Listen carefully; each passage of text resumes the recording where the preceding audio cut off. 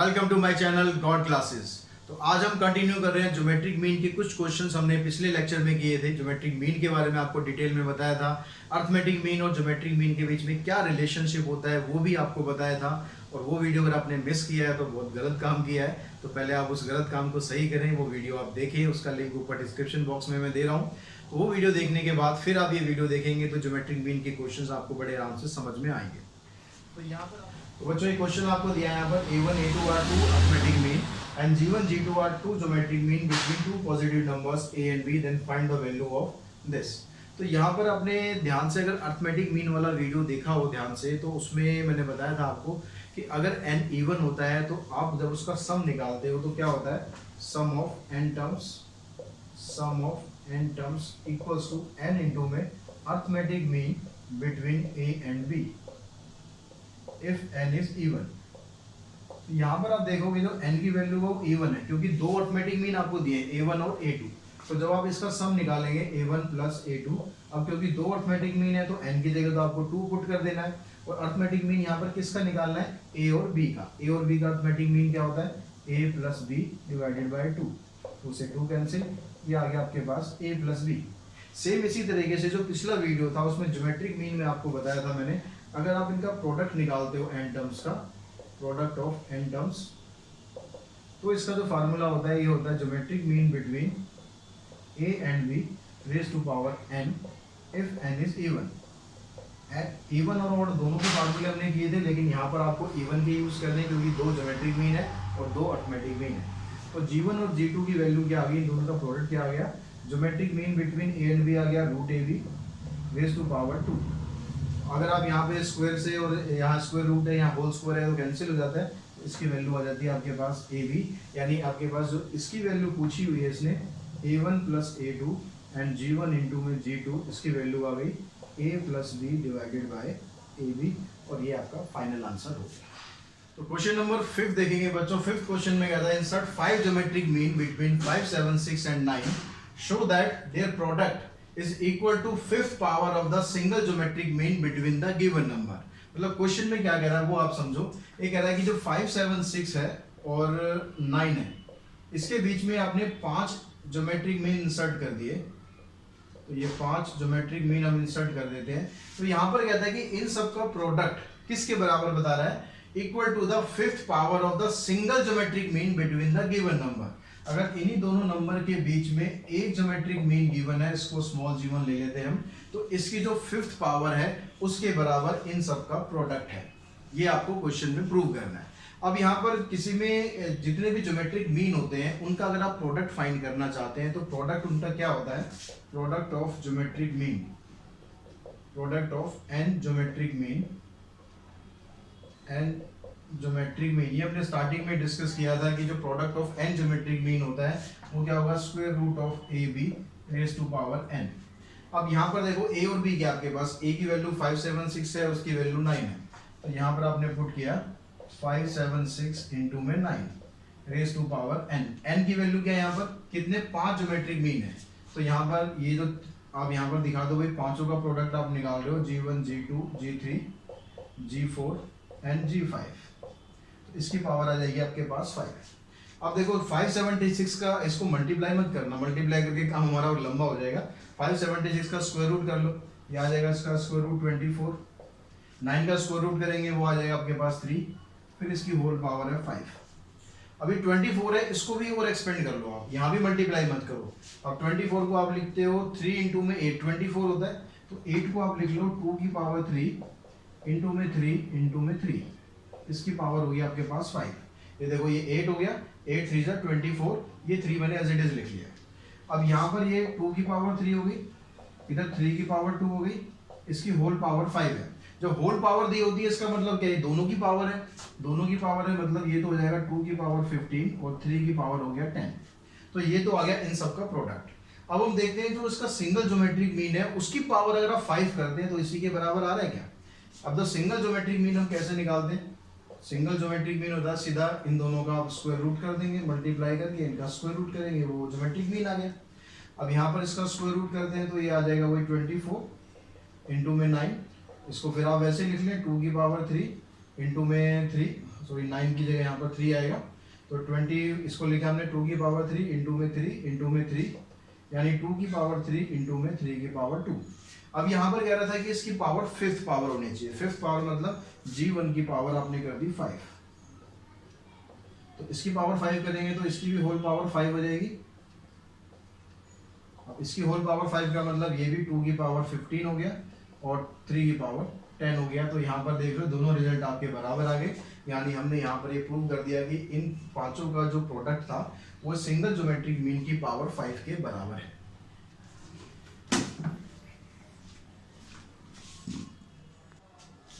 तो बच्चों next question में आपको दिया हुआ है the arithmetic mean between two number is 34 and geometric mean is 16। Arithmetic mean दिया हुआ है, ज्योमेट्रिक मीन दिया हुआ है, आपको दोनों नंबर फाइंड करने हैं। तो मान लेते हैं भाई दोनों नंबर क्या है, ए है और बी है।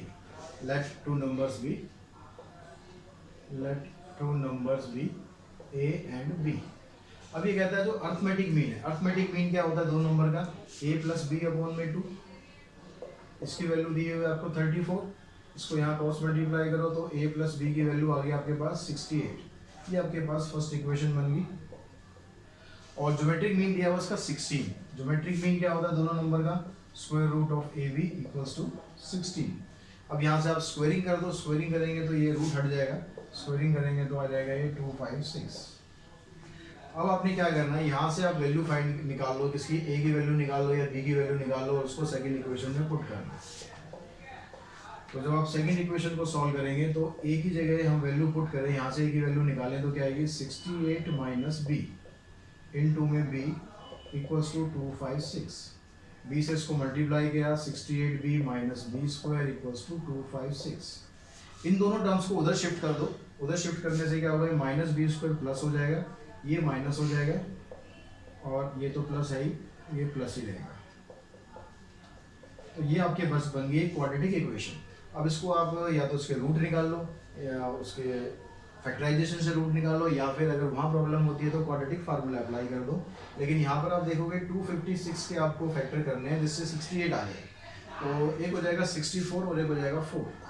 इन दोनों को मल्टीप्लाई करोगे तो 256 आएगा, आ रहा है ना 256। तो आपके पास क्या नंबर बन गया, एक तो बन गया 64 और एक बन गया 4। अब यहाँ से आप b कॉमन निकाल दो तो ये हो गया b minus 64 minus 4 common, b minus 64, एक फैक्टर आपका बन जाएगा b माइनस 64, एक फैक्टर बन गया b माइनस 4। और आप डायरेक्ट जब भी इस तरह की इक्वेशन होगी और फैक्टर आपको आते हैं तो आप डायरेक्ट यहाँ से यहाँ पर शिफ्ट कर सकते हैं। ये दो स्टेप बीच में आपको लिखने जरूरी नहीं है इस टाइप की अगर इक्वेशन है तो यहाँ से b माइनस 64 की वैल्यू आ गई तो b की वैल्यू 64 आ जाएगी, दो वैल्यू आ गई b की वैल्यू आ गई 64, दूसरी आ गई 4। अगर b की वैल्यू 64 लेते हैं तो a की वैल्यू क्या है, if b equals to 64 then a equals to, a की वैल्यू क्या आ जाएगी 68 माइनस 64 यानी 4। अगर आप b की वैल्यू 4 लेते हो, if b equals to 4 then a equals to 68 minus 4 यानी 64। तो इस तरह से दोनों वैल्यूज से आपको बाकी a की भी दोनों वैल्यूज निकाल के दिखानी है। ये मत सोचना कि भाई एक वैल्यू 64 आ गई, एक 4 आ गई, ये दोनों a की वैल्यू हो गई और ये दोनों b की वैल्यू हो गई। दोनों वैल्यूज आपको निकाल के यहाँ पर शो करनी है। उसके बाद जो नेक्स्ट क्वेश्चन है क्वेश्चन नंबर 7, उसमें कहता था arithmetic mean of two number a and b exceed their gm by 2। Question समझना क्या कह रहा है कि यहाँ पर कह रहा है जो अर्थमेटिक मीन है, arithmetic mean between two number a and b exceed their geometric mean by, exceed मतलब ज्यादा है, कितना ज्यादा है, by 2। Arithmetic mean between two number a and b exceed their geometric mean by 2। The ratio of two number is 4। तो दोनों number हम मान दे रखे हैं इसने a और b, इसकी रेशियो आपको दे रखी है इसने 4। तो फाइंड द नंबर्स, ये तो नंबर्स आपको फाइंड करने हैं। अब जो रेशियो इसने यहाँ पर दी हुई है a रेशियो b 4 दी हुई है, दैट मीन्स यहाँ से आप इसको आप ऐसे लिख सकते हैं a upon b equals to 4, यानी a की वैल्यू आ गई 4b। अर्थमेटिक मीन की जगह आपने पुट कर दिया a plus B upon 2, geometric mean की जगह आ गया square root of A B plus में 2। इस 2 को आप इधर ले आए तो ये हो जाएगा a प्लस बी अपॉन में 2 माइनस 2 इक्वल्स टू में square root of A B. अब यहाँ पर आप क्या करो, a की जगह वैल्यू पुट कर दो पहले तो 4b। तो a की जगह आपने यहाँ पर 4b पुट किया 4b प्लस बी अपॉन में 2 माइनस 2, यहाँ पर भी आपने a की जगह 4b पुट कर दिया इनटू में b, 4b प्लस 5b और b 5b हो गया माइनस 2। अब यहाँ पर देखो ये 4b स्क्वायर हो गया, इधर एलसीएम लिया आपने 2 आ गया, 5b माइनस 4, इधर आप तो स्क्वायर रूट करेंगे, 4 का स्क्वायर रूट हो जाएगा 2 और b स्क्वायर का स्क्वायर रूट हो जाएगा b। इसको आप क्रॉस मल्टीप्लाई कर दें यहाँ पर, 5b minus 4 equals to 4b। अब 4b को आप इधर शिफ्ट करो तो 5b माइनस 4b, इस माइनस 4 को उधर ले जाएंगे तो प्लस 4 हो जाएगा, तो 5b minus 4b equals to b, यानी b की वैल्यू आ गई 4। अब b की वैल्यू आप यहाँ पर पुट कर दें तो यहाँ से आपके पास a की वैल्यू आ जाएगी 4 इंटू 4 यानी 60। तो इस तरह से a और b दोनों नंबर आप फाइंड कर सकते हैं। तो नेक्स्ट क्वेश्चन की बात करते हैं, क्वेश्चन नंबर 8 जो इसमें दिया हुआ है। क्वेश्चन नंबर 8 में कहता है कि if the geometric mean between a and b show that, g क्या है यहाँ पर ज्योमेट्रिक मीन है, a क्या है यहाँ पर अरिथमेटिक मीन है। तो g भी आपको दिया हुआ है और a तो खैर नए क्वेश्चन में दिया ही नहीं हुआ, g ज्योमेट्रिक मीन दिया हुआ है आपको। Then show that 1 upon g plus a, 1 upon g plus a and 1 upon g plus b equals to 1 upon g। बड़ा इंटरेस्टिंग क्वेश्चन है कि g तो कह रहे हैं यहाँ पर ज्योमेट्रिक मीन है और इसकी वैल्यू आपको फाइंड करनी है। तो यहाँ पर अगर ज्योमेट्रिक मीन की वैल्यू पुट करो, ज्योमेट्रिक मीन हो गया रूट ए बी, अगर g का स्क्वायर करेंगे तो आपके पास आ जाएगा ए बी। इसको हम यूज करेंगे, इसको लेके हम स्टार्ट करते हैं, जो लेफ्ट हैंड साइड है उससे हम स्टार्ट करते हैं। लेफ्ट हैंड साइड में आपको दिया हुआ है ये 1 अपॉन जी प्लस ए, 1 अपॉन जी प्लस बी। इसका एलसीएम लिया हमने, एलसीएम आ गया g प्लस ए, जी प्लस बी, इधर आ जाएगा g प्लस बी, इधर आ गया g प्लस ए। अब यहाँ पर देखिए g और ये g 2g हो गया, प्लस में b प्लस ए, नीचे क्या हो गया आपके पास g स्क्वायर प्लस में bg प्लस में ag प्लस में ab। अब देखो यहाँ पर आपको क्या करना है, यहाँ पर आपको g की वैल्यू पुट कर देनी है। g की वैल्यू क्या है स्क्वायर रूट ऑफ ab, तो ये आ जाएगा 2 square root of ab plus में b प्लस a, इसको आप एज इट इज रखो। यहाँ पर है g स्क्वायर, g स्क्वायर की जगह क्या बन गया आपके पास ab, तो यहाँ पर आ गया आपके पास ab और यहाँ पर हो गया g की जगह आ गया रूट ab प्लस यहाँ पर आ गया g की जगह रूट ab प्लस में ab। अब ऊपर आपके पास एक देखो आइडेंटिटी बन गई है, अगर आप ध्यान से देख रहे हो ऊपर तक आइडेंटिटी बन गई है root a plus root b का होल स्क्वायर। क्या आइडेंटिटी बनी है आपके पास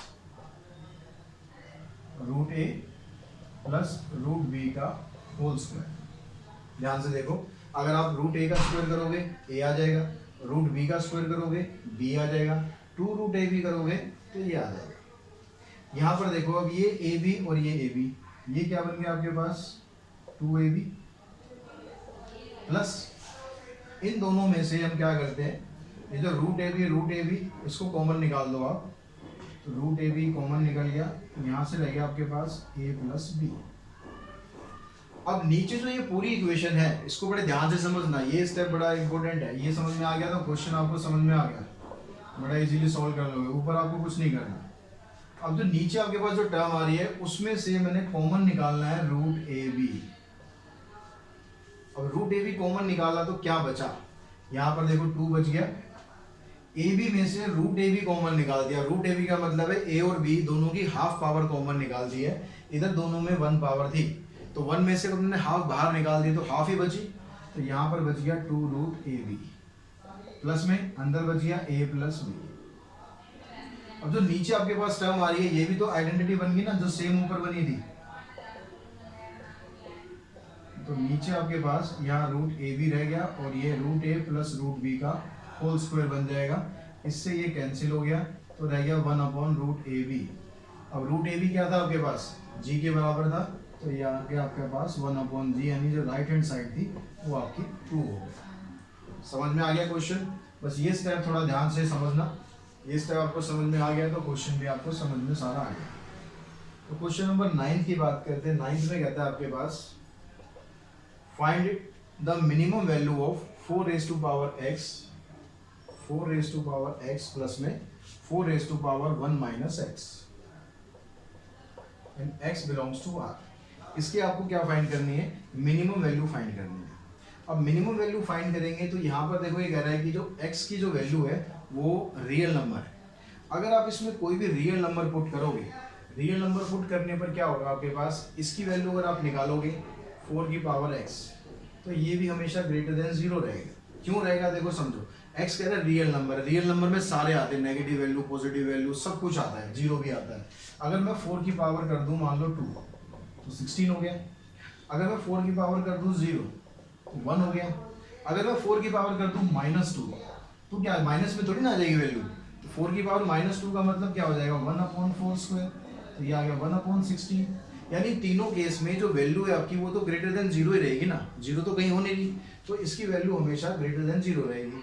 सेम अगर हम यहाँ पर देखें 4 की पावर 1 माइनस एक्स, इसकी वैल्यू भी आपके पास क्या आएगी, ग्रेटर देन 0 आएगी। यहाँ पर भी सेम वही, अगर x की जगह आप कुछ भी वैल्यू पुट करोगे, भाई पावर ही तो नेगेटिव आ सकती है ना, पावर अगर नेगेटिव आ गई तो उसको आप रेसिप्रोकल करके पावर को पॉजिटिव कर दो, कंफ्यूज कर दो पावर को। और पावर ही कंफ्यूज होगी, पावर पॉजिटिव होगी, दैट मीन्स उसकी वैल्यू तो पॉजिटिव ही आएगी।